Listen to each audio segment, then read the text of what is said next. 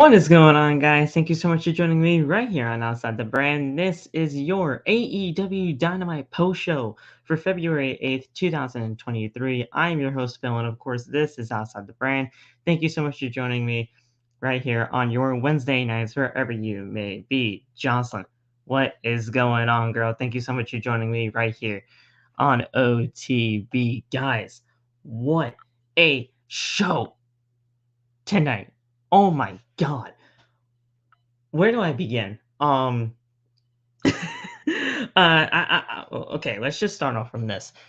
The in-ring aspect of tonight's episode of AEW Dynamite tonight was just absolutely top notch, and it was top notch. It was absolutely insane. Everything about the show. The three matches that really stuck out to me were the AEW World Championship Eliminator match between MJF and Takeshita. We had the World Trios match when he came to the Elite and AR Fox with Top Flight. And finally, that amazing barn burner of a match of the year candidate already, and we're only in February. Bryan Danielson taking on Roosh. This show, from an in-ring aspect, at least, is easily one of the best Dynamites probably of all time. And I don't think really anybody can, dispute me on that. Uh, this was just absolutely incredible. We're going to go over everything that happened tonight on Dynamite. We will also get into the Garcia-Guevara Gauntlet with Ricky Starks. I thought that was really good for what it was, at least, we're getting things slowly into the match that we will be most likely getting at AEW Revolution when it comes to Ricky Starks and Chris Jericho. That should be incredible enough as it is, but we will get into what led up to the finish of the Garcia Guevara Gauntlet. We also had the AEW World Tag Team Championships on the line tonight, as well as now we have the new AEW World Tag Team Champions in The Guns. The Gun Club are your official and new AEW World Tag Team Champions by beating the Acclaimed tonight. Billy Gunn did not turn heel yet. Yet. I have a theory on what could happen at AEW Revolution if things all go according to plan for the foreseeable future as we head closer to March 5th and AEW Revolution. So stick with me on that. And yeah, we'll go over everything that happened tonight on Dynamite. Jamie Hayter, she had an eliminator match as well against the Bunny. If the Bunny won, she would have gotten AEW Women's World Championship match next week on Dynamite. But obviously, Jamie Hayter picked up the win there. And, it's okay. Yeah. The women of AEW, they're really not doing me justice right now. I love Jamie. Don't get me wrong. I think Jamie Hayter is absolutely incredible at what she does. I think she is an incredible superstar for AEW. But let's be real. The AEW women's division right now isn't really catching anything on fire. And honestly, at this point in time, there's no feud really for Jamie Hayter up until this point for AEW Revolution. So we have no idea what they're going to be doing for the AEW Women's World Championship at the pay-per-view. So, yeah, sure, we had an eliminator match tonight, which is great to have the champions on the show. Having MJF wrestle on the show is very few and far between.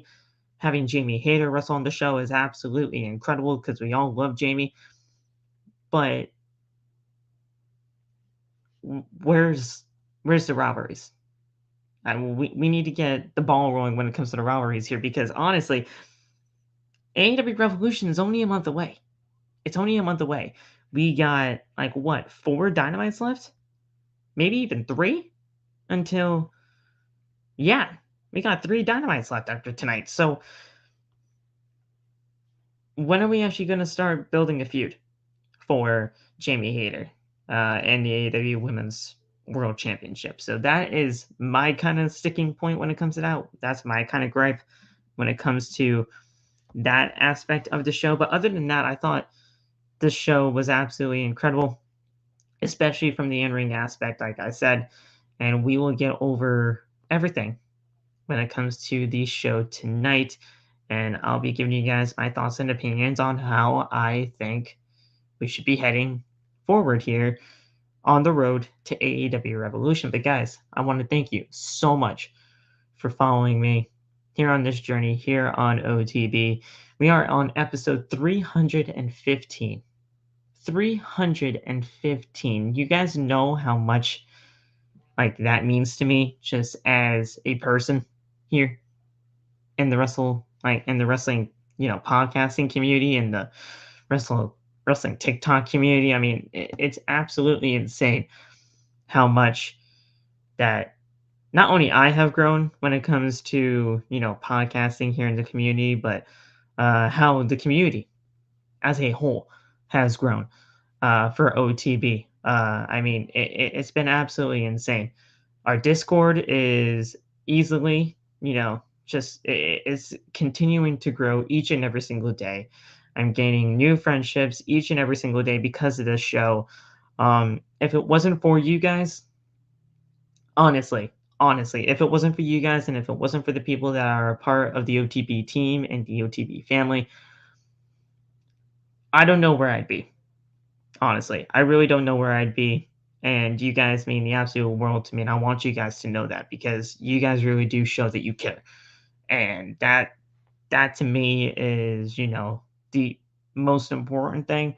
You guys truly care about me. You guys truly care about the show. You guys truly care about what we have to say on OTB. You guys come to us for your daily fix when it comes to pro wrestling news, highlights, all that type of stuff for Raw, SmackDown, AEW, all that stuff. And that means the world to me.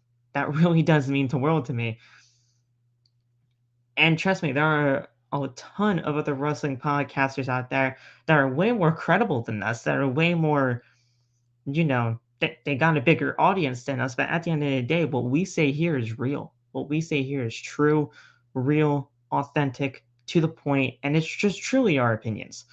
So I really do appreciate you. Jocelyn, I'm shouting you out personally, mainly because of the fact that, I mean, we kind of just met because of the Triple Threat podcast. But, the fact of the matter is, we all love professional wrestling, and that kind of just, bonded us together with the TTP crew and all that stuff. Deontay, I see you in here. You as well, my man. I mean, you two have grown to be such amazing friends to me. And Relic, I see Relic up in here. Look at this guy. Look at him. He is he's trying to be all slick and sly and just trying to hide in there in the chat. I see you, brother. You made the intro for this show. You made the layouts for this show. Dude, absolutely incredible. You've been an absolutely incredible friend to me, and I could not thank you enough for how you have helped build this show. It's been an absolute journey, and I can't wait to see what our partnership can bring further down the line. I see Enigma in here as well. It's just thank you guys. Just absolutely, I appreciate you guys from the bottom of my heart. OTB as a whole, the entire team appreciates everybody that sticks around in these videos and just shows support in any way that you can. Even if it's a like and you don't watch the full show, even if you just watch for 30 minutes, that still means the world to us. So obviously, we appreciate you. We love you. We're on the road to 1,000 subscribers. And when we hit that 1K, guys, it is going to be an absolute party. I don't know when that's going to happen. I don't know how that's going to happen. I don't know what we're going to be doing for that show. But trust me, the 1,000 subscriber episode, it's going to be massive. It's going to be big. And we cannot wait for it. So hit the like button. With that being said, turn on the bell for all notifications. That way you never miss when we go live, because we go live every Monday, Tuesday, Wednesday, and Friday for your guys' enjoyment. I did not actually go live on Monday and Tuesday, and I apologize for that. I've been actually getting under the weather as of late. And I will be getting a lot more consistent on this channel. I have to get a lot more consistent in order to grow this. So, um, we will be going live from now on, no matter what. Because honestly, at the end of the day, I want to go live. I want to talk to you guys. So just bear with me as I try to get over some things. But at the end of the day, we're here. We're gonna get through this, and we absolutely love doing what we do here on OTB. And don't worry, guys, we will have our guests and co-hosts and everything like that here as well during the course of the next few times or whatever. It's just today happened to be solo, so we're here and we are doing our very best. So yeah, it's absolute blast. Absolutely can't wait to see what the future holds. And Relic here is saying that uh, I'm telling you right. I'm telling you now, WrestleMania will be the biggest show of OTB on both nights. Calling it now. I appreciate that, Relic. I really do hope you're right. I really do. Um, and WrestleMania 39 is going to be an electric, like it's going to be an electric show already, and not a lot of matches have been announced. So the fact that we actually are preparing for a WrestleMania Night 1 and Night 2 post show when that actually does come around on not October, Jesus Christ, October? No, Phil, April 1st and 2nd. That's going to be just an insane, you know, nights. We're saying nice enough as it is, Night 1 and Night 2. So it's going to be insane. I can't wait to see what happens. And yeah, um, we're going to be doing everything that we can in order to continue this channel and continue the growth of this channel.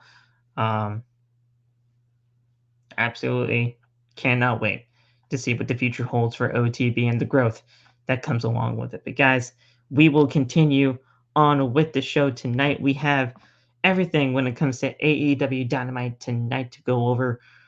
So like I said, hit the like button, turn on the bell for all notifications as you hit that subscribe button.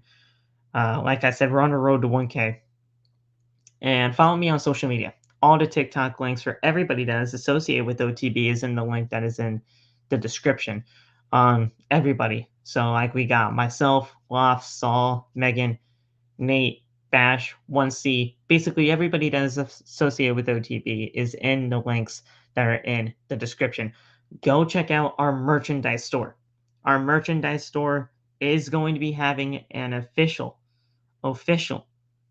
OTB code for you guys to have some percentage off when it comes to merchandise, and that'll be all going around during the Elimination Chamber week. So the week of well, Elimination Chamber is, I think it's February 18th. So from the 13th to the 17th, you guys will be getting a certain amount of percentage off when you use the code. And obviously, during the next few days, I'll be getting that code situated, and I'll be telling you guys what the code is, and I'll tell you guys how to use it. It's on Teespring, the official home of OTB and its merchandise. The link to the OTB merchandise store is officially in the description of the videos, in the descriptions of every video since becoming partners with Teespring. And yeah, guys, we officially have OTB hats. We do have hats. It took a little bit to get what exactly I wanted to be on the hats, but we do have hats now on the OTB merch store on Teespring. I will be getting a hat for sure because I gotta rep my own podcast. I mean, I got a TTP hat right over there, so um, I have to rep at least my own podcast too, right? So I will be getting myself a hat. Uh, you guys can go to get your hats right now. It's officially on the store. You guys can go get anything you want, like t-shirts, hoodies, and all that kind of stuff on the OTB store at Teespring. So go check it out. It would really mean the world to me if you got anything OTB related, and if you do and you make videos on TikTok, make sure to tag me. Make sure to tag me and the rest of the OTB crew, and we will do everything that we can in order to support that video of you unboxing it or whatever. And yeah, we'd love to see you rep OTB wherever you may go. It's absolutely incredible. So go get it today. Teespring, the official home of OTB, and it's merchandise. Go get it today, guys. Whew. Did I forget anything? No, I didn't. There we go. We're good to go. Yeah, let's go. Uh-oh,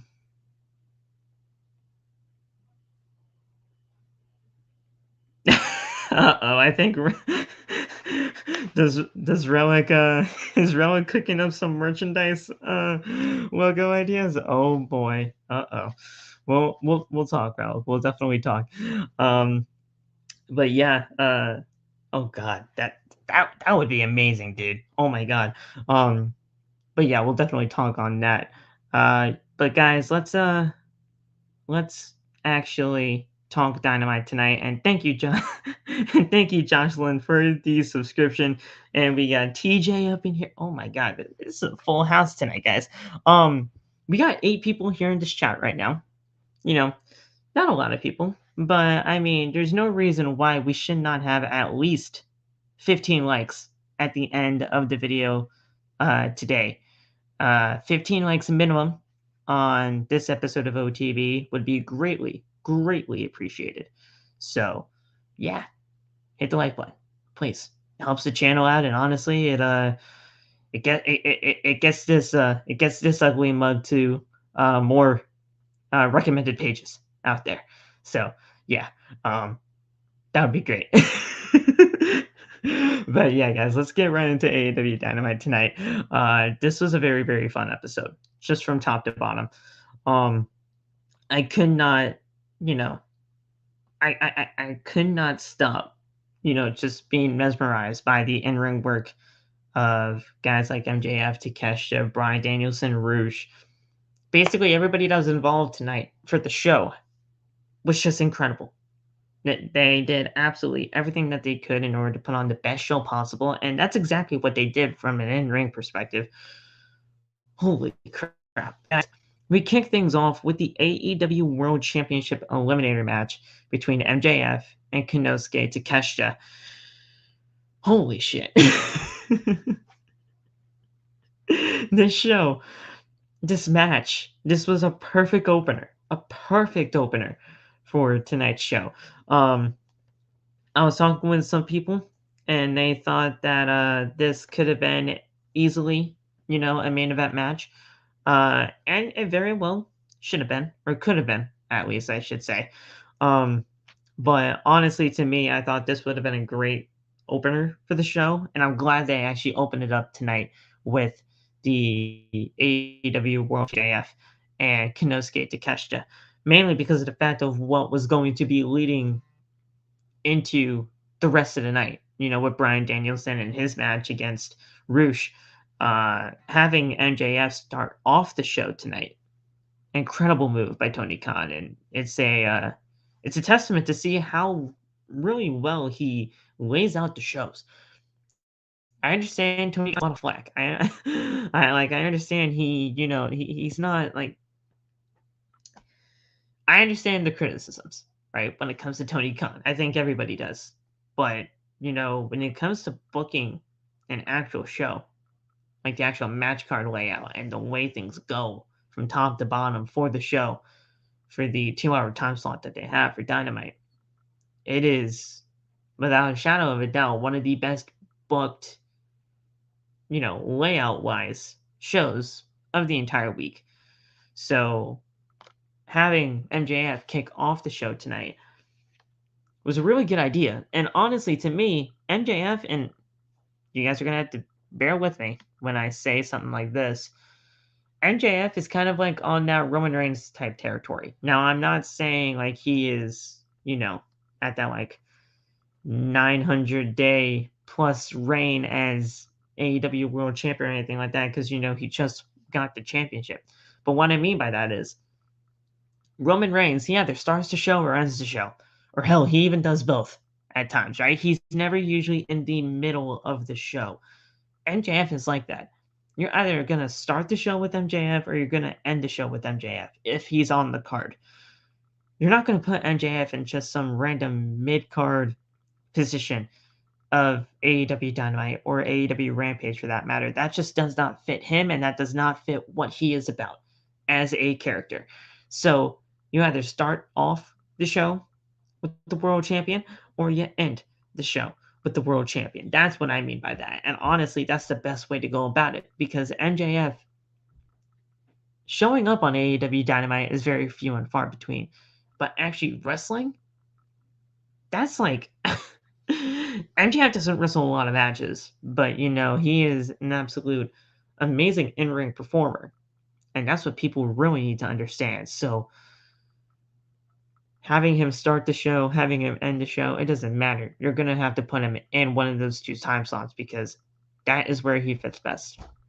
And that's where he deserves. But this match with Takeshita, absolutely incredible match from top to bottom. We had MJF hit a super kick on Takeshita for a very close 2 count. MJF transitions into the Salt of the Earth Fujiwara armbar. Takeshita escapes. He sends MJF outside and dives onto him. He sends MJF back into the ring. Goes for a knee strike, but MJF rolls out of the ring once again. Takeshita sends him back into the ring. MJF uses the referee to gain the advantage, and he goes back to work on Takeshita with the arm. He goes for a jumping knee and misses, does Takeshita. Takeshita with a couple of punches. He then goes for a Hurricane Rana, but MJF catches him and hits a power bomb onto his injured knee. Takeshita then hits a Blue Thunder Bomb, an absolute beauty of a Blue Thunder Bomb, and he gets a 2 count out of that. So we have that. He goes for a knee strike once again, and he hits it. MJF then places the leg on the bottom rope at the count of 2. So that right there, very close to 2 count, but the foot was on the rope. He goes for a Swanton Bomb, but misses. MJF locks in the Salt of the Earth on Takeshita, and Takeshita eventually does tap out, and MJF does pick up the win. I knew MJF was going to pick up the win here, but what this match proved to me is that it proved to me 2 things. One, MJF is easily, as good as advertised, and there's obviously no ifs, ands, or buts about it. He is just that damn good at what he does when it comes to just a heel aspect and just from the end ring, right? And 2, Takeshita is perfectly deserving of where he is at right now within the company, of where he is at right now in the company, where he stands within the company, how AEW is trying to present him as a top star within the AEW locker room. He deserves to be in that spot. He deserves to be in that spot because of the way that he has just been absolutely progressing from top to bottom in this industry. Coming out of DDT in Japan, coming over here to the United States, absolutely killing it in the matches that he has had in AEW, getting a contract with AEW, and now going into a match with the world champion and really almost getting the victory. That is the utmost of, just not only is just respect, coming to a new place like AEW, not knowing much about it, but, getting to where you are right now within the standings of the company. It's an incredible feat. And it's an incredible decision to just, do everything that you could to get to where you are. Takeshita is just easily, both of them are easily 2 of the best professional wrestlers out there in the world today. And nobody can really dispute me on that because it's true. It's true. MJF may not wrestle a lot, but he is damn good in the ring. Takeshita, I mean, he is catching the world on fire everywhere he goes. I mean, tell me what I'm telling lies. Seriously, I really would like to know. Um, Following the match, MJF then attacked Takeshita with the Dynamite Diamond Ring, which actually busted Takeshita open pretty bad. Bryan Danielson then came out to check on him, and MJF fled to the back. We then had the AEW Women's World Championship Eliminator match as Jamie Hayter took on the Bunny. And I, like I said, this wasn't bad. This wasn't good. This was just, there. I'm not really interested in what the AEW Women's Division is doing right now. And that's not Jamie Hayter's fault by any means. This is definitely not even the Bunny's fault because the Bunny, Allie, does not really get utilized all that much. And even if she does, it's most likely on AEW Dark or Dark Elevation. And I'm going to be honest with you guys, I don't watch Dark. I think Allie's an incredible talent. I've seen what Allie can do. But I don't. This wasn't for me. When are we actually going to get a feud going for the AEW Women's Championship? And if so, if we are going to get a World Championship, Women's World Championship feud, who? Who is Jamie Hayter going to face at Revolution? Who is going to step up within the next 3 weeks to Jamie Hayter for a World Championship shot? Can anybody help me out in that? I mean, who do you guys think should be in that spot? Because honestly, right now, I don't know who is going to be in that spot. And, this isn't even me just trying to be funny. And I know you guys are probably saying, all right, Phil, I get it. That there's nobody. But let's be real. Who's out there right now that is going to be a credible threat to Jamie Hayter?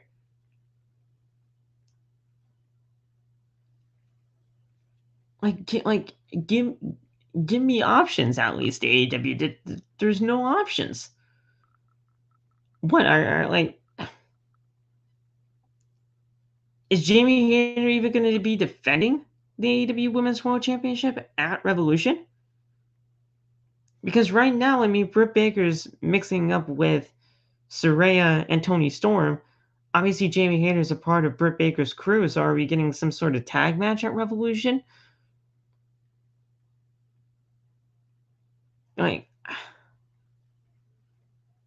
Maybe that's it. See, this is the thing. This is the thing that AEW really needs to understand, or take a grasp on, is that when it comes to the women's division, there's no real direction.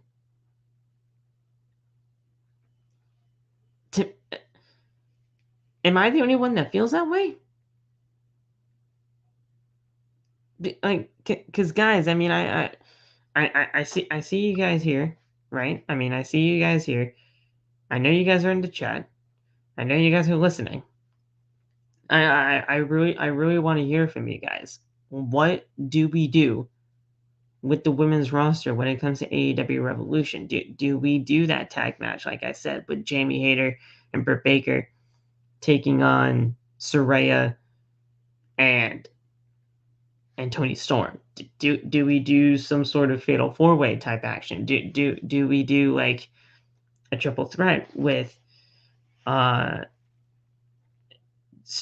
Jamie, and Toni, or something? I don't know what they're doing, and it's most likely not my fault that I don't know what they're doing. because they haven't really been presenting anything of note as of late when it comes to that. I mean, hell, Saraya and Tony Storm, they randomly turned heel, and we had no idea why.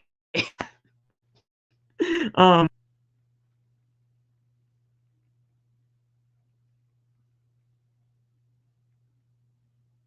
Jamie should challenge herself in a fatal four-way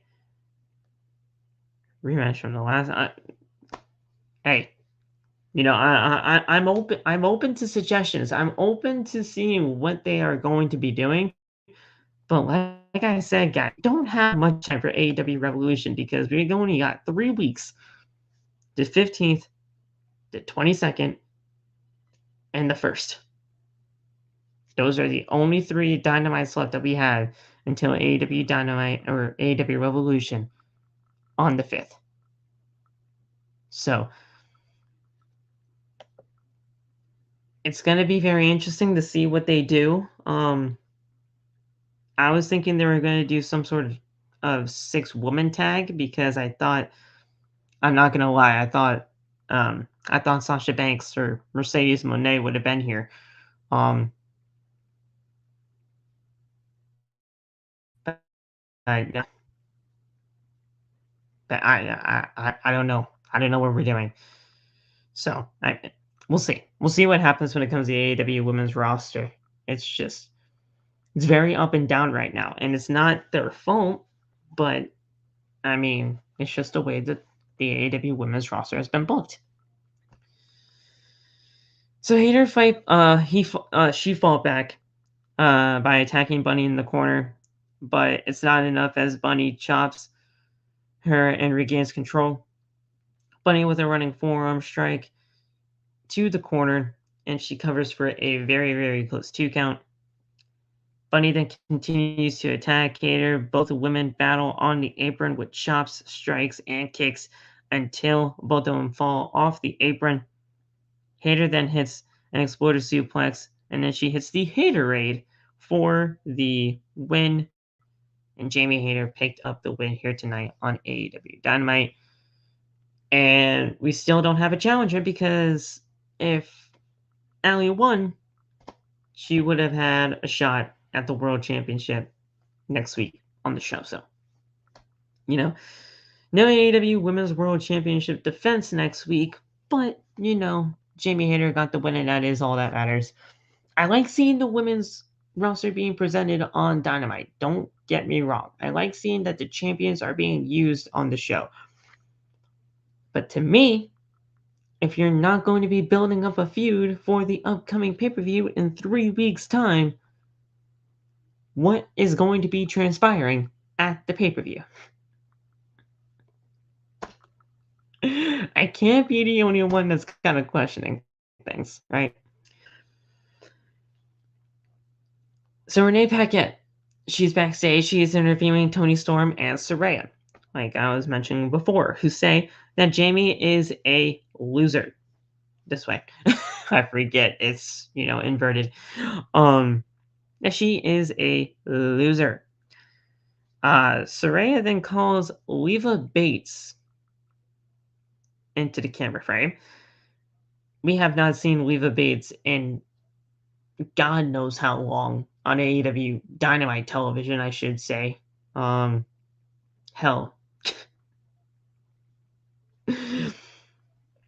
I got no idea when the last time we saw Leva Bates on AEW television was. I know she is used on Dark Elevation, all that stuff. I think she's still with Peter Avalon in that group. I don't know, but still. Either way, we have not seen Leva Bates in quite some time on Dynamite TV. And, when she got called into frame, they attack her, of course. And they spray paint the letter L on her front side and on her back. And yeah, they're not here to make friends. They're here to take over. here's the thing. Me personally, I did not think Paige or Saraya. I did not think Saraya was going to be turning heel this soon in her AEW run. She came back at Grand Slam back in September. I mean, it's been 5 months since she's been back on television, basically, since, her unfortunate retirement. And now she's heel. I did not think she was going to be heel in her first 5 months of being in AEW, let alone Tony Storm. I did not think Tony Storm was actually going to be turning heel either, but when they turned heel randomly on an episode of Dynamite a few weeks back, I am like, what the hell is going on? Why did things happen the way that they did? And now we're here. So, like I said, it's either going to be a fatal 4-way or a tag match at Revolution or what have you. And we'll see where things go. But, do I think Paige and Tony Storm? I said Paige again. Do I think Saraya and Tony Storm kind of fit the heel mentality a little bit better? Yes. But, I mean, does that mean that Britt Baker all of a sudden, fits the babyface mentality? No. I think Britt Baker is a way better heel than babyface to me. Not that I don't see her, ever improving as a babyface. And of course, you gotta at least play both sides, at least in some point in your career. But to me, Britt Baker, she is just a full-fledged heel at her finest. And, that's just how I've seen her since, the inception of AEW. So it's kind of weird seeing Britt Baker on the babyface side of the spectrum, but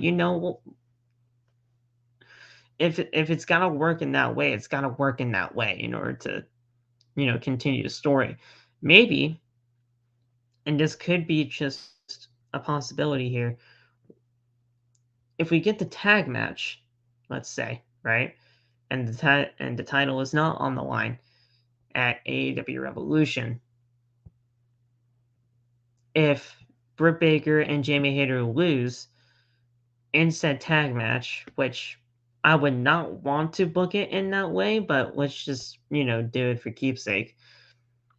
If they lose at Revolution in that tag match that we're basically fantasy booking here at this point, maybe Britt Baker could turn on Jamie Hayter, and that's how Jamie Hayter gets.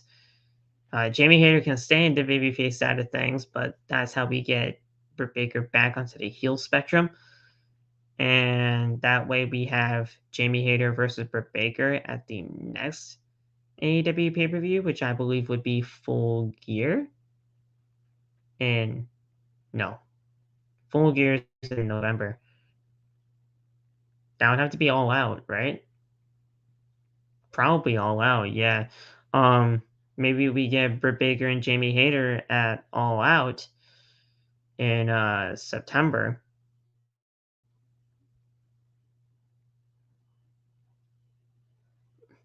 No, there's got to be something in between there.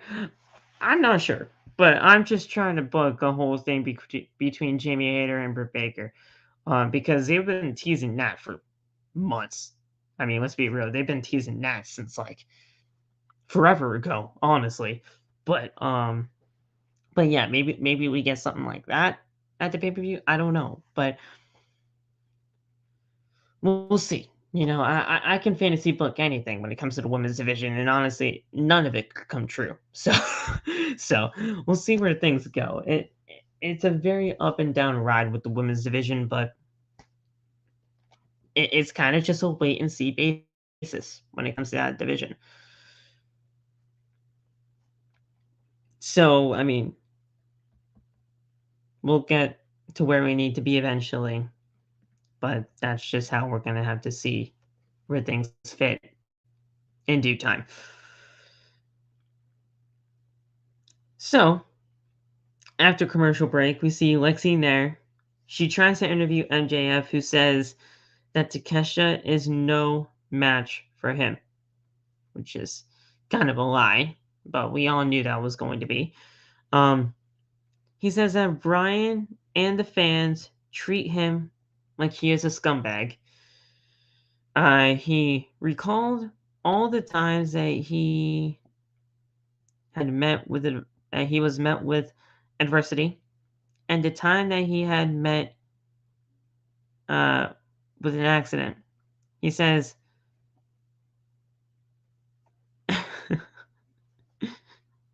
"This was just this story here from what the notes are saying here.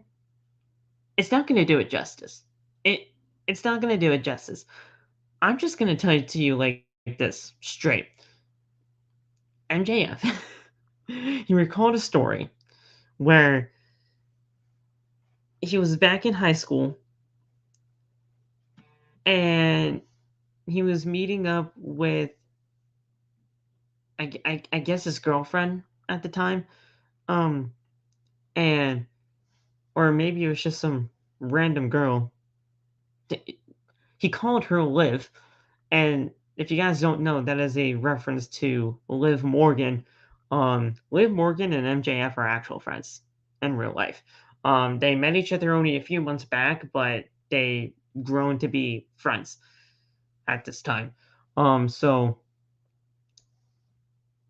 he said Liv on TV, and for namesakes or whatever, and they took a drive and whatever, and MJF lost control of the car, heading on, I think, like, lost control at like 90 miles an hour or whatever, and the girl's head hit the windshield of the car. And then when he heard sirens after he came to, he picked up her body, placed it on the driver side of the car, and he got into the passenger side. And when the officers came and, like, when people came to the scene of the accident, it was made to look like she was the one driving the car.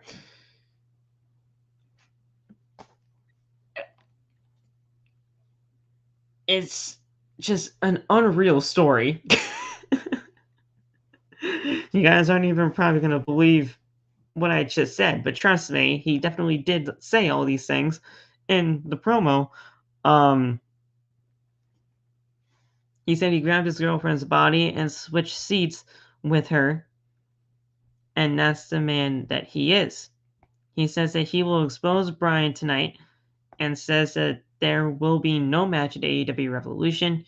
He says he is a scumbag and he is proud of it. Like I said, probably what even I said is not going to do the promo and story time justice. Go watch it. Go watch it. Because holy shit. um it's what the hell? What the hell, MJF?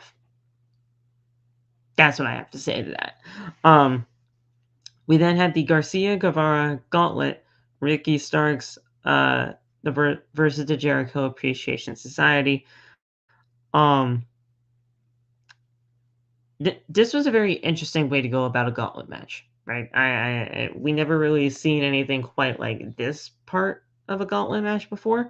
Obviously, you know what gauntlet matches are. One person faces one person, and if whoever wins that match, they stay while another person enters in the match, and they continue to go on between until the match is over, and whoever wins the gauntlet. But if Garcia, no, if Ricky Starks were able to defeat uh Parker and then Menard and then Garcia And then Guevara, he would get a match against Chris Jericho later on in the night for AEW. I thought it was a shot to get Chris Jericho at AEW Revolution, but it was a shot to get Chris Jericho for the same night. And when I heard that it was going to be for the same night, I'm like, somehow, some way, Ricky Starks is going to lose. He's going to win, but he's going to lose in the end, and we're not going to be able to get to see Starks versus Jericho tonight. Because you're saving that for the pay-per-view. You would save that for the show. So, we had it was a very easy win when it came to Angelo Parker, a spear to Angelo Parker, and that got Starks to win there. Matt Menard tried to sneak attack Starks, but Starks rolled him up and pinned him right away. So Starks pinned Menard, Starks pins Parker, and the first 2 out of the 4 are already done. Already. So Guevara distracts Starks, and Garcia attacks him from behind. Garcia attacks Starks in the corner. He knocks down Starks, and with a suplex and kicks him to the head. Starks then fights back, but not enough, and Garcia hits a DDT. Garcia viciously attacks Starks on the ground. He then hits a back suplex. Starks goes for a spear, but gets caught in a front guillotine, which was an incredible transition. Starks then fights out of it and hits a powerbomb on Garcia. Starks then climbs to the top rope, but gets stopped by Garcia. He then suplexes him, but Starks counters and hits a brainbuster on Garcia. Beautiful transitions all around there as well. He goes for the Rochambeau, but Garcia escapes and pulls Starks to the apron. They exchange some strikes back and forth, and Starks spears Garcia on the ring apron. Devastating spear. We then have someone in a mask, who was then later to be revealed as Chris Jericho, hit a back elbow on Starks. Garcia then sends him into the ring and pins him for the win, and the person unmasks himself to be Chris Jericho. So Daniel Garcia was the winner of all of this, basically, and at the end of the day, we do not get to see Ricky Starks versus Chris Jericho yet, but that'll most likely be happening at Revolution. And an enigma right here, and I will be highlighting this because this is 100% factual information. Ricky Starks is absolute undeniable future, is the absolute undeniable future of AEW, and every week it shows. 100% agree with you. There's no doubt about that. He is easily a future star within this company. He is legitimately the now. I hate to even compare him to this, but, and you guys again might have to, bear with me on the comparison, but you know how Austin Theory is the inevitable future of WWE? Inevitably, this guy is going to be the future of the company. He is going to be easily, heavily pushed to be one of the best years to come in Austin Theory. That's what Ricky Starks is to me. I mean, obviously, Ricky Starks and Austin Theory could not be more, different. They are completely different when it comes to the demeanors, the characters, the charisma, and everything like that, right? But Austin Theory is the inevitable future for WWE, right? They see so much potential in him. I see a ton of potential in Austin Theory. They know that Austin Theory can be that guy for the future because of how young he is and how he just legitimately gets the crowd going in good ways and bad ways. Ricky Starks is that guy to me when it comes to AEW. He is an undeniable future piece of AEW. He's going to be leading AEW to the promised land for years to come. He is going to be a great heel. Like, he was already a great heel. He is a phenomenal babyface.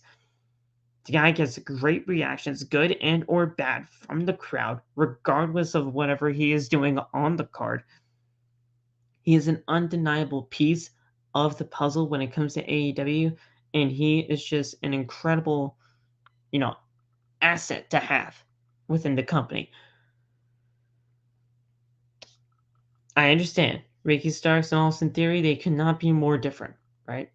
They are two totally different beasts and two totally different, they're just different. But in a way, they're also the same because they are completely going to be the futures of their respective brands and companies. But that's just how I look at it. That's just how I look at it. I mean, I understand, it's you can pick and choose how you want to go about it, but to me, Ricky Starks, Austin Theory, they're two inevitable talents that are going to be the future of their respective companies. And that's just how I see it. So, Garcia, he picked up the win over Ricky Starks, and he does not go through the gauntlet, but trust me, we will be getting that Chris Jericho and Ricky Starks match at Revolution, and it's going to be a fantastic match. So Renee Paquette interviews the Acclaimed. Billy says that he is pulled in two different directions here, with one team being his sons and the other team being two of his friends here in AEW. He's made the decision tonight as a team, and he will stay in the back and let them battle it out. The Acclaim say that they are the best and they will get the job done tonight as they do their signature scissor. After a commercial break, Renee Paquette interviews Bryan, who is in a trainer's room with Takeshita, who is still being treated after the brutal attack from MJF. We then learned that he was actually locked inside the trainer's room by El Paragroso, or whatever I think his name is. Listen. It's the dog. 10, not 10. Who is it? Shit. The guy from the Dark Order that turned on Brody Lee Jr.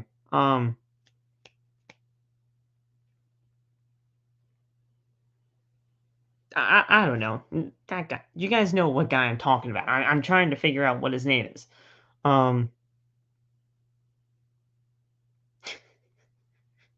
What the hell is his name? It's gonna come to my mind eventually, but yeah, that guy. The guy that, left the Dark Order, dropped the mask, and dropped it to the feet of Brody Lee Jr. on that one episode of Rampage, I think it is. Oh, it is 10. Is it 10? Hold on.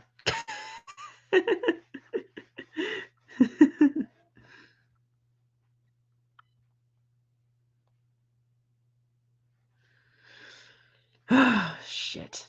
What is his name? All right, former members. Preston Vance. That's it. Preston Vance. And he was known as 10. Okay. He's not known as Preston Vance in his group that he is with now, but that was his name, Preston Vance. Damn. Okay. So, regardless, Preston Vance he locked Bryan in the trainer's room, and MJF came out after Roosh made his entrance and said, "Hey, listen, Bryan Danielson's not going to make it tonight, so he forfeits the match. So you're going to count him out, and you're going to do the right thing." And he was telling this to Aubrey Edwards, who was officiating the match. Aubrey counts mad slow.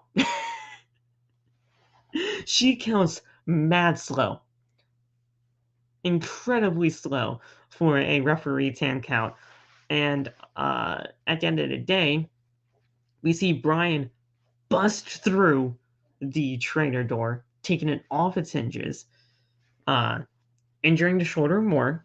As you guys know, that is the basic story of this entire, not gauntlet, but, that MJF has led challenges week in and week out for Bryan to become the number one contender. Very formulaic for an MJF rivalry, but that's what we've had.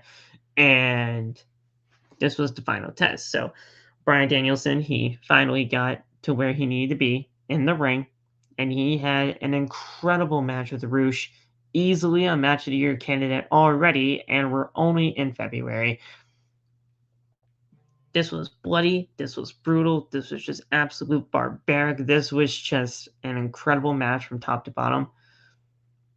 And whatever I say is not really going to be able to do it justice unless you actually watch the match again. And I definitely will be. But at the end of the day, this match is great. Bryan Danielson got the win, and he will now face MJF in a 60-minute Ironman match at AEW Revolution for the AEW World Championship. And don't worry, guys, Bryan Danielson will be prepared for that match on March 5th. And so will MJF. MJF's going to shock a lot of people in that Ironman match. I understand that people don't really think that MJF could go a full 60 minutes, especially with a guy like Bryan Danielson, who is looked at as easily one of the best technical wrestlers in today's era and generation. But MJF is going to shock a ton of people. He is going to be an absolute beast in that ring for Revolution. So Bryan, he kicks the chest of Roosh. Both men chop each other back and forth, left and right. Both men exchange chops in the corner. Bryan with a running drop kick to the face of Roosh. He goes for it again, but is punched by Roosh, who hits a straight jacket pile driver for a very, very close 2 count. Roosh then attacks Bryan in the corner. He goes for the bull's horns, but Bryan hit a Busaiku knee and a cover for a very, very close 2 count. Once again, I thought that was it. I really did. Both men exchange strikes. Both men headbutt each other. Roosh hit a German suplex, and Bryan comes back with another Busaiku knee out of nowhere. And that is how Bryan got the win. Following the match, MJF heads back to the ring as he was on commentary for this match. He hits Bryan with the Dynamite Diamond Ring and continues punching him before locking in, the Salt of the Earth Fujiwara armbar. Security didn't come out to, separate them. And, they just try to separate Max from breaking Bryan's arm, or at least doing any more damage to Bryan's arm. So we come back from commercial break as we see Tony Schiavone is interviewing 2 people from Impractical Jokers. This I really did not give 2 shits about, but they did it. They had Floyd, Chris Jericho's bad, and they invited Chris Jericho to come to a taping of Impractical Jokers. So I don't know. Hey, listen, if Jericho has to be on television for 1 week to do an Impractical Joker episode, that's fine. We'll be able to figure out something to do with Ricky Starks during the feud and build up to the match. So, hey, if he has to go to Impractical Jokers, go do it, dude. I mean, we'll figure it out. We only got 2 more matches, guys, and then that is going to be it for AEW Dynamite tonight. But guys, I do want to just check in the chat real quick.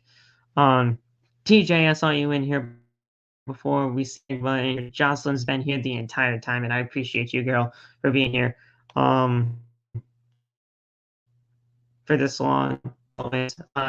Relic here, Hybrid Enigma here, Enigma V4 here, Deontay. You guys absolutely killed it tonight, and you guys are continuing to kill it for the show tonight, as always. So I appreciate you guys. Nothing really else to say other than just we appreciate you here on OTB, and we will continue on with the rest of the show. Just listening and watching my show. There you go. Look at you. Look at you. Look at you right there doing doing multiple things at once. Look at you. Multitasking. Incredible. Incredible. It's Johnson right there. Look at that. I'm such a fucking idiot at times. I love it. The World Trios match.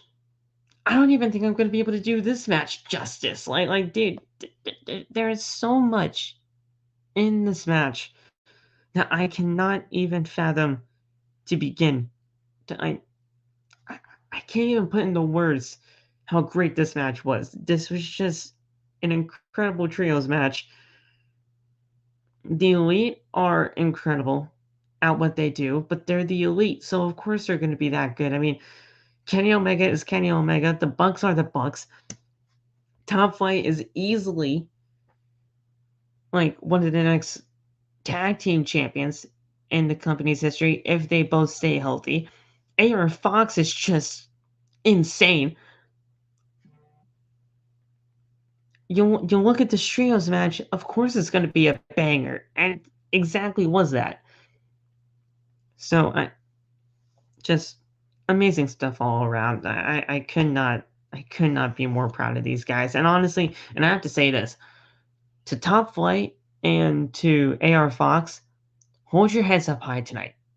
Hold your heads up high tonight, because at the end of the day, even though you did not win the Trios Championships tonight on Dynamite, you guys killed it.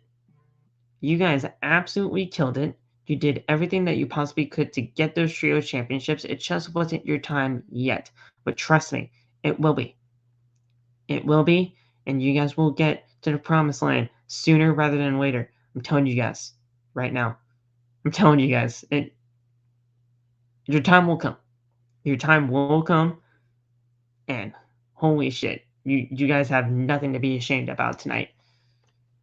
You put on an absolute barn burner, a banger with the Elite, and you guys are going to have so many more in your careers. So continue doing what you're doing. And Darius, I'm glad that you're back in order to, bask in all the glory that people are giving you guys. Because, I mean, hell, when Darius got injured, it was tough. It was tough, Obviously, Dante got the single spotlight that he was deserving of at that time, but that was only because Darius was gone. If Darius was, still in the picture and he wasn't injured, this team probably could have been, who knows what Top Flight could have been. But now, with the addition of AR Fox, these guys are just absolutely incredible when it comes to a trio. And this is like a perfect trio made in heaven, honestly. So I loved everything about it. Top Flight, they are incredible at what they do. AR Fox is the same. They did incredible tonight. So hold your heads up high. You guys did amazing. So Darius hit an Enziguri and tags out, and he hits a DDT on Nick Jackson. for a very close 2 count, I should say. Matt then he makes a save. Top Flight then hits a nosedive, and they tag in AR Fox, who hits a 450 splash, cover for a 2 count, and Kenny makes the save. Kenny almost didn't make it to make the save, but he made the save regardless. Kenny actually almost did not make the save, which was going to be very intriguing to see. If Kenny Omega was not there in time, we would have had new trios champions. We would have had new trios champions. So Kenny Omega, I don't know what was happening. I don't know if it was just, fatigue from the match because they were going at it for a long ass time. But I don't know if it was just fatigue or, just trying to really up the drama. But holy shit, we almost had new trios champions. So, Omega, he had a snapjack and suplex onto AR Fox. Dante with a flying lariat, but is taken out by Nick Jackson. Darius with a flatliner, and Matt hits a standing slice spread. I love the slice spread. They hit Meltzer Driver, cover for a 2 count, and Dante was the one to make the save there. Nick Jackson then tags in Omega. Nick with a moonsault on the outside. Omega hit a V-trigger and a gut wrench powerbomb, cover for a 2 count. He then hits a V-trigger again and goes for the one-winged angel, but he escapes and goes for an enziguri. Omega then escapes and rolls up AR Fox for the win. And the Elite retain the AEW World Trios Championships. This was easily one of the best trios matches I've seen ever, honestly. Especially, I'm going to say in AEW. I'm going to say in AEW. Dude, I love it when matches have stakes. I love it when matches have something to fight for. And both teams, both teams have been, absolutely killing it, right? I love when matches have something to fight for because it really does show what these two teams, or basically two oppositions of each other, it shows them that they're going to be able to do anything in order to win and take the fight to the very end. AR Fox and Dante and Darius Martin, they killed it tonight. They may not have won the Trios Championships tonight, but they will be Trios Champions in due time. Darius and Dante will be Tag Team Champions in due time. Hell, I would not even mind it if AR Fox won the All-Atlantic title or the TNT title in due time. But they need to be ready. And they will be ready. They're very close to being ready. Hell, you can even make an argument now that they are ready. But with the Elite, they need to be champions for a little while. They need to be. These Trios Championships are made for the Elite. I understand that people may not like that decision. I understand that people may not like that these championships are just made for the Elite. But I look at it this way. The AEW World Tag Team Championships. The first champions were SCU. But the real reign of the AEW World Tag Team Championships, to me, started with Kenny Omega and Hangman Adam Page. Those two killed it every night. They killed it every night. They made those tag team championships look important. They made those tag team championships look like the most coveted tag team championships mean, just in company's history, but in professional wrestling as a whole when they held those titles. They put on barn burner after barn burner after barn burner. They killed it every single night. And it was a growing AEW tag team division at the time too. So like you really need to figure out like, all right, how do we get these tag team championships to the best prestige as possible? You give it to somebody like Kenny Omega. You give it to somebody like a Hangman Adam Page who has done there, who has been there, done that, and knows what to do in order to get championships over. That's what this is for. That's what this is for. I'm not trying to say that what the Death Triangle did as trios champions meant nothing. They did the best they could when the Elite were away on suspension. But let's be real. In that ladder match on January 11th, everybody and their mother knew that the Elite were going to win those championships. And if you didn't, I apologize. But I mean, like this right here, the Elite holding the tag team trios championships is to put on matches like this with AR Fox and the Martin brothers, Top Flight. They're gonna put on barn burner after barn burner and continue to up the prestige of these trios championships so that when we have championship matches on pay-per-views and everything like that, it means something. It absolutely means something. And the trios championships were really made to give the trios division a purpose. Because yes, we love seeing trios matches in AEW, but what is the point of having trios matches if they don't have anything to fight for? I understand. It may not, fit everybody's interests, right? But at the end of the day, this was a championship that was desperately needed in AEW. The All-Atlantic Championship, that's a title we really didn't need, but I understand the reason why they made it. Everything about, the Trios Championships means something now. And it's because of the Elite.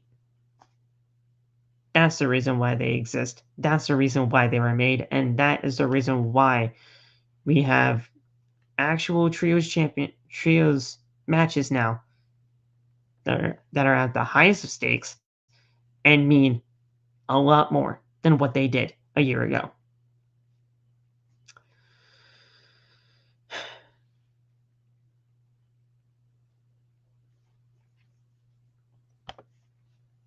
I'm going to highlight some of the comments that you left while I was on my spiel there. Hangman and Kenny were the last good trio tag champs, but Santana and Ortiz should have been tag champs before they split. I agree there. I definitely agree with you on that point. I miss Santana and Ortiz on AEW television. I do. They're easily one of my favorite tag teams as a whole in AEW before their eventual split, and I'm honestly sad that they didn't actually get to work out in the way that they did.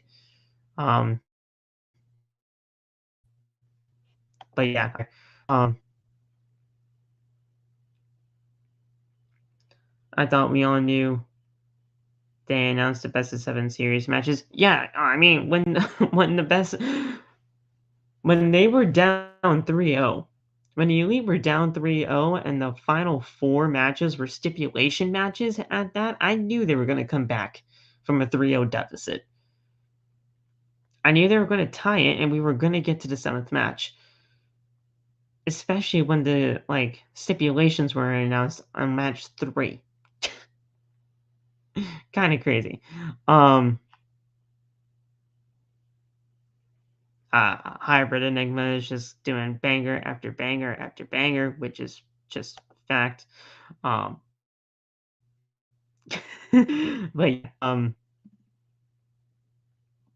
give those titles to House of Black 100%.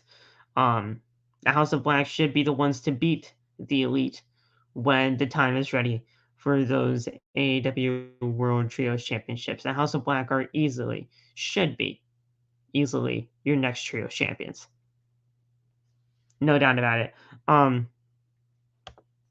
And finally, AAA should take notes because they don't give a shit about trios or any of their titles at all. AEW gives more shit about their own trios division than AAA has ever did in their 30 years of business. Well, hey, listen, that's one man's opinion, Enigma. I can't really dispute you on that, mainly because I don't watch AAA. Yeah. I mean, if it's true, no, I mean, you will know because you probably watch it on a more regular basis than I do. But yeah, it's very interesting that the way that they well, it's interesting. I'll just leave it at that before I want to cross the bridge that I don't want to. Meaning Motor City Machine Guns and Kushida versus the Elite for the trios titles. That would be insane. Holy shit, that would be good. That would be incredible, Enigma. And then finally Johnson. Uh, I mean, yeah, that would be good too. I'd want the Elite to lose to House of Black, right? Yeah, yeah. No, I think the House of Black should be the next trios champions when the time is ready to take the titles off of the Elite. I'm not trying to say, yeah, the Elite need to lose the championships next week. When the Elite's ready to lose those trios championships, when the trios championships have enough prestige in order to get new champions, champions that are going to carry on what uh, the trios championships are about, then yes, you lose them to to the right people, and the right people are the House of Black. Um, House of Black versus Death Triangle for the Trios Championships. Hey, listen, guys, there's so much that they can do when it comes to um, the Trios Championship. There's so much that they can do, and I can't wait to see where it goes. Honestly, um, V4, because there's two enigmas. Gotcha, gotcha. V4 and normal enigma. There we go. Um, cutest Spider-Man GIF. There you go. But yeah, and there's a lot of potential and a lot to offer when it comes to the trios championships. That's basically what I mean, and we'll see where things go for sure. But we then move on to the main event, and this is the final match of the show. Obviously, main event, final match. Phil, Phil, you need to go to bed. I know.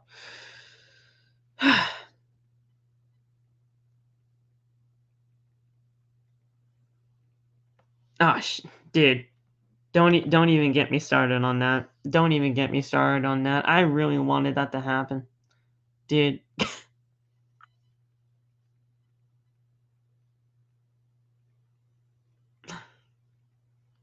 Hybrid or spider? Oh, okay, okay, hybrid. Um,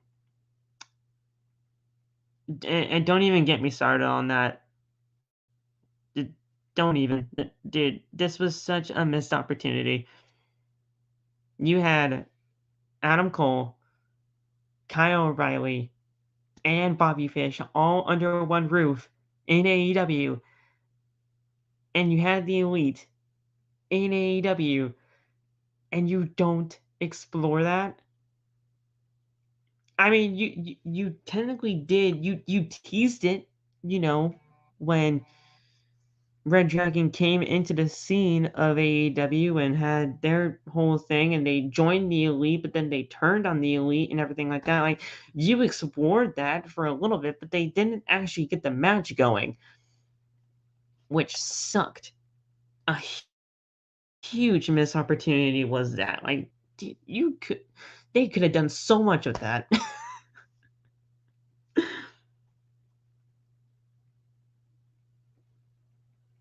The Bucks didn't want to lose to the Undisputed Era, so the match was scrapped. Come on. Do what's right for the company, guys. Oh my god. Well, they are still the EVPs of the company at the end of the day, so I don't know. See, that's the thing that I don't like about AEW. That's the thing I really don't like about the company is that when you have the people run like when you have the actual roster running the asylum, it's not it's not going to end well, right? So I don't know. It's just a missed opportunity at the end of the day because now Bobby Fish I think is an impact. Kyle O'Reilly, I don't even know where Kyle O'Reilly is. I don't even know if he's still contracted with AEW. And Adam Cole just came back. So I don't know. Just a huge missed opportunity. But I'm telling you right now, we need to at least see an Adam Cole versus Kenny Omega match. I'm telling you right now, if we don't get an Adam Cole Kenny Omega match at some point, especially if it's not for the AEW World Championship, then I don't know what we're doing here. I don't know what we're doing here. I'd have Adam Cole beat JF for the World Championship when it's ready, when the time is right, and you have Kenny Omega versus Adam Cole for a feud. Put the championship on the line. That's just what I do. That's just what I do. But what do I know? Right? What do I know? Jay White versus Adam Cole. That too. That too. I'd be fine with that. That would be a great Forbidden Door match. Oh my god, that would be a great Forbidden Door match. But yeah, either way, I'm so psyched that Adam Cole's back, if you can't tell. Stokely Hathaway was interviewed backstage. He said everything was going right until Hook showed up. And then Hook kind of attacked Stokely. And Stokely told Lexi to get the medical. So I don't know. It's Hook. I like Hook. But then we had the AEW World Tag Team Championship match as the Acclaimed took on the Guns. Very, very good tag team match here. Yeah, what's up, Salt? What's up, Tyler? You just actually came in time for the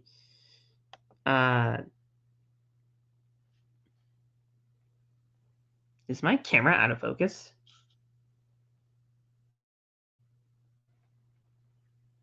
Why is my camera out of focus? We're good. Now we're in focus. I don't know what the hell happened there. You just came in time for the main event. The Acclaimed and the Guns for the AEW Tag Team titles, where the Guns were able to pick up the victory here. And yeah, this was a really good tag match. I thought the match from top to bottom was really good. I thought the Guns really did their job at being heel. The Acclaimed are just an incredible team from top to bottom. And yeah, the match was really good. So we had the Acclaimed do a double team move for a close 2 count. Max tags out, and Bowens attacks both of them, being the Guns. Bowens hits a facebuster cover for a 2 count. They all take out each other, all 4 men. And Bowens accidentally hits the ref, and Austin attacks Bowens. He takes the title and enters the ring. Billy Gunn then comes out, who said that he was going to be staying in the back, but he came out and put a stop to Colton hitting Bowens. From Austin hitting Bowens, I should say, and then Colton from behind actually attacked his own father in Billy Gunn. He hit him with a championship belt from behind. The Acclaimed then attack the Guns, and they plant Austin, and Caster hits the mic drop. Maxon grabs the referee and sends him back into the ring, cover for a very close 2 count as Colton makes the save. Colton then hits him with the belt, and Austin rolls up Bowens for the win, and the Guns are your new AEW World Tag Team Champions. I had a sneaky suspicion that they were going to win, guys. I know a lot of people are probably not happy that the Guns are tag team champions, but I had a very sneaky suspicion that they were going to win the championships tonight. I just felt it in my bones. I felt it in my head that they were just going to be the champs. The Acclaimed, they had a good run. They had a good run for what it is, and now we have the Guns as the tag team champions. Now, do I think they're going to be tag team champions for long? I don't think so. But do I want them to actually hold the championships for a little while? I do. And here's why. They need exposure. The Guns need exposure. The Guns need exposure, and they need chance. They need a chance to be that heel type tag team. But I don't want them to be heelish in every single aspect. I want them to continue to get wins here and there, and not chicken shit wins either. I don't want them to get chicken shit wins. I want them to actually win, not in convincing fashion, but I want them to heal it up, obviously heal it up, but get the win. Get the win in a clean type of fashion. Don't always just cheat to win, because yes, you're going to be chicken shit type champions. And I understand that. That's exactly what they should be portrayed as. But, at the end of the day, I want these guys to be credible as tag team champions for the time that they are holding them, right? So, what I do think is going to happen at AEW Revolution is we will get this match again. We will get the Acclaimed versus the Guns at AEW Revolution. And what I think will happen is that is when the ultimate heel turn for Billy Gunn happens. Billy Gunn is going to come out with the Acclaimed. He's going to be all happy. He's going to be all cheerful. He's going to do the scissors and do the dang thing, right?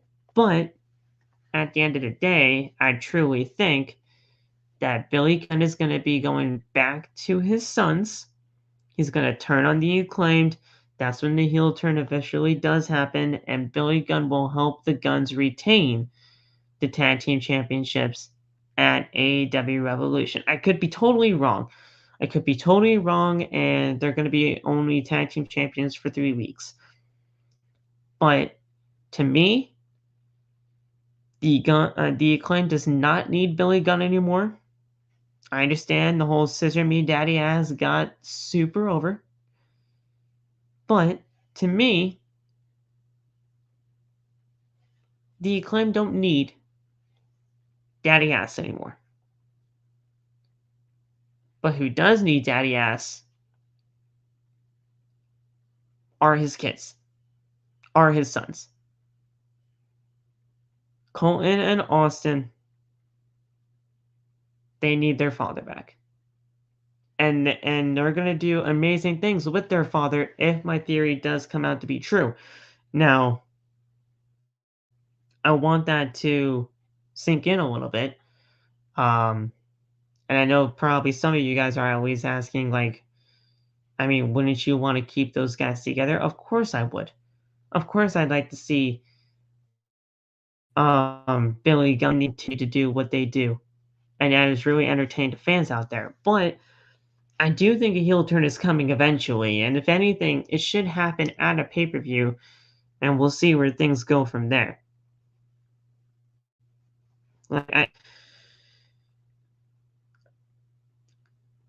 Billy Gunn, he's been doing great things with the Elite. not the Elite. Imagine. Imagine Billy Gunn with the Elite. He's been doing great things with the Acclaimed, right? He got them as over as they did, and honestly, even if Billy Gunn wasn't even a part of the Acclaimed, I think the Acclaimed would have been as over as they are, especially with the whole scissor thing. That the scissors, I mean, that took a life of its own, especially when Daddy Ass came into play, but still, it took on a life of its own. And it's getting crazier by the week. But if Billy Gunn were able to turn on the Acclaimed and stick with his sons and help them retain the tag team championships, that would be something interesting and that would bring something new to the table, especially when it comes to the Guns and their dad. It's a way to spice things up, like Hybrid is saying, and at the end of the day, the Acclaim don't need Daddy Ass anymore because they're already super over enough as it is. I mean, I understand you would kind of want to keep a hot act going. But at the end of the day, how much further could you really go with this? To me. So that's just how I see it. You guys can let me know. But at the end of the day, that's just how I feel. Um, but yeah, that was your Dynamite tonight, guys. Um, after this video is published, I want you guys to leave in the comment section your favorite part about the show tonight. It could be a match, it could be a segment, it could be a list of matches that you just thought were absolutely stellar. Like I said, I thought everything about the show tonight was fantastic, but um leave me your top moment of AEW tonight in the comment section below. Make sure to hit the like button, subscribe to the channel, turn on the bell for all notifications. That way you never miss when we go live. I want to appreciate everybody that stopped by the channel. Tyler for showing up here for the last few moments. Hybrid in here. V4 in here. Jocelyn was here for the entire time. I appreciate you. I saw TJ up in here. Relic was here for a little while. I mean, you guys absolutely killed it tonight. And yeah, guys, absolutely incredible show tonight. Incredible live stream. I appreciate you for stopping by OTB tonight. I'll be making a recording tomorrow and we'll be premiering it on here on the OTB YouTube channel at some point later on tomorrow night. I'm doing something tomorrow to compensate for the missed episodes of Monday and Tuesday. I'll be talking about in that episode is the Cody Rhodes promo that happened on Monday, and a little bit more things as we head into the week of Elimination Chamber. So, with that being said, I appreciate you guys. I love you. Stay safe. God bless. And I'll talk to all you guys as soon as I possibly can. Talk to you tomorrow. Peace.